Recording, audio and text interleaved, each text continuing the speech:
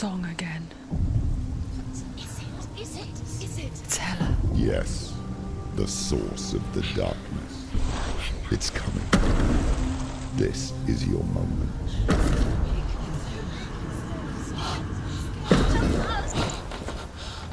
I'm sorry. I can't watch this. What are you doing? You're showing weakness. You're not a warrior. You're a disgrace. The gods will punish you for this. Pick up the sword. Pick it up. Fight the darkness. Fight it. She's scared. Get up. Get up. Get up and fight.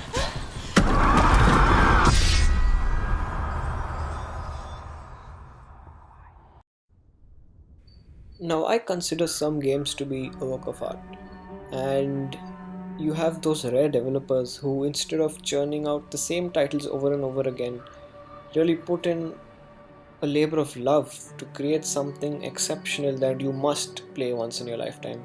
And Hellblade: Senua's Sacrifice is one of those games. Not only is it an extremely polished game to play, it also has a message and deals with the topic that very few games or even movies nowadays tackle, and that is mental illness. What is she leaving behind? I know what she's thinking. I hear her thoughts. It's not too late to get into the boat and go back. No one will judge her. No one will ever know. Oh, she heard us.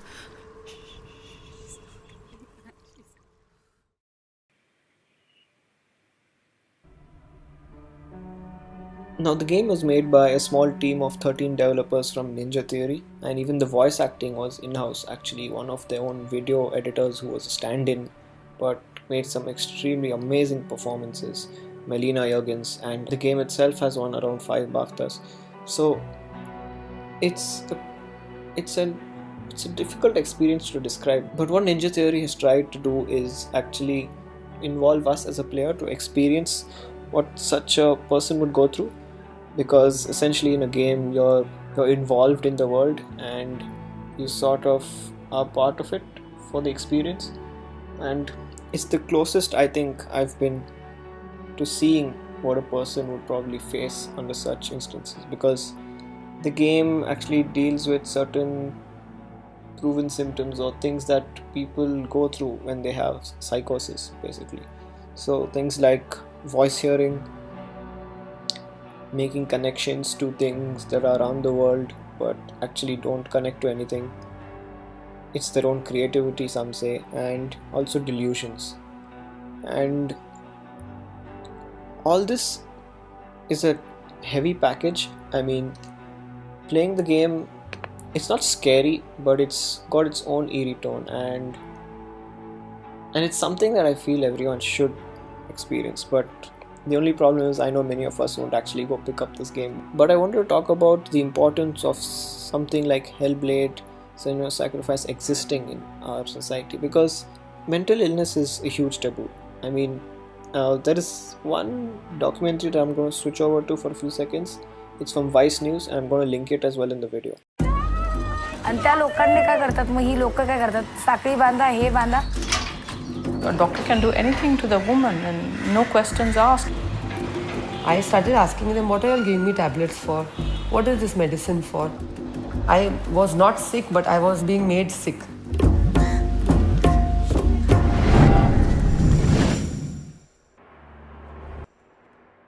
Now, that video might not be an eye-opener per se, because some of us might already know that the state of mental health treatment in India is still in the dark ages. But that video is 2 years old and it still holds good to what we see today. I mean, there are a lot of people doing work to promote mental health, and also a lot of NGOs are getting involved now, but it's still nowhere where it should be. So I feel this game is a huge push to awareness of mental illness, and the game on its own, of course, is brilliant. The combat is very satisfying. There are puzzles that show how people, usually deal with the connections that they make when they're going through something like psychosis. And overall, I don't think there could be anything improved gameplay wise, and I have to admit I did tear up a bit towards the end. So if you can't go ahead and maybe try this game out, at least watch the developer feature on this, and at least keep in mind the closest institution or the closest medical center that will deal with such issues in case you need it sometime or someone around you might need it. If you have issues of your own, try to reach out, get help. There's a website that I know, that's www.one-to-one-help.net. So I'll put out the link in the description, of course. And there's also a toll-free number that I'm going to put in. Anyone in India can call that number up and you can discuss anything that you have in mind, of course.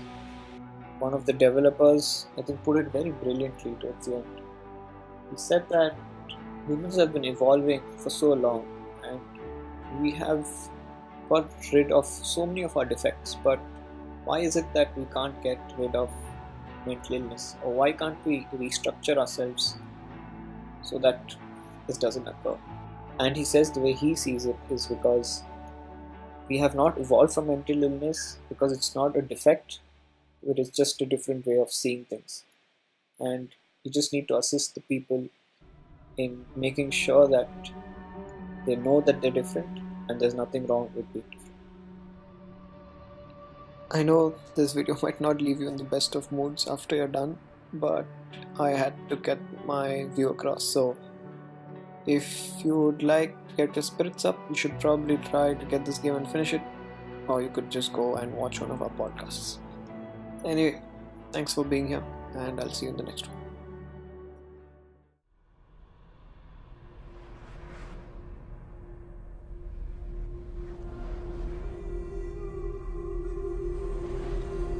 In this waking nightmare,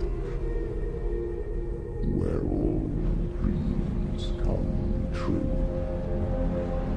you searched for control, a way to pull through. When you were in love, you left him in tears, to smother your furies and banish your fears. But in darkness they came. Through stormy black seas they raided these shores. Do you still hear his screams? And now that you're home, he's so far away. They've taken his soul. To these gods you cannot pray.